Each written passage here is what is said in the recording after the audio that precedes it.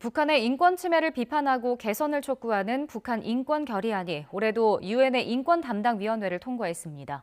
17년 연속인데요. 올해는 코로나19 백신 공급을 위한 북한의 협력을 촉구하는 내용이 추가됐습니다. 보도에 이상순 기자입니다.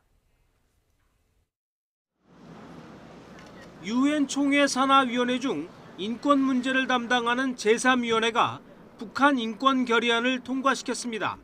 지난 2005년 이후 17년 연속입니다.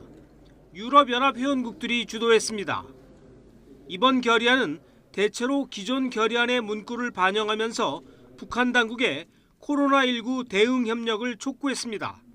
백신 공동구매와 배분을 위한 국제 프로젝트인 코백스 등 관련 기구에 대한 협력을 요구했습니다. 북한 당국은 백신 배포를 위해 국제단체들의 북한 진입과 구호 물자 수송을 우선해야 한다는 것입니다. 북한 정권의 인권 침해에 대한 고강도 비판은 이번에도 그대로 반복됐습니다. 결의안은 북한 인권 상황에 대한 국제형사재판소 회부와 이에 대한 가장 책임 있는 사람들에 대한 추가 제재를 고려하라고 유엔 안보리에 권고했습니다.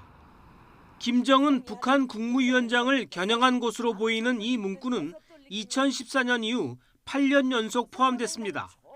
결의안이 언급한 인권 침해 사례는 고문, 자의적 구금, 성폭력, 정치범 수용소, 강제 실종, 그리고 송환된 탈북자의 처우 등입니다.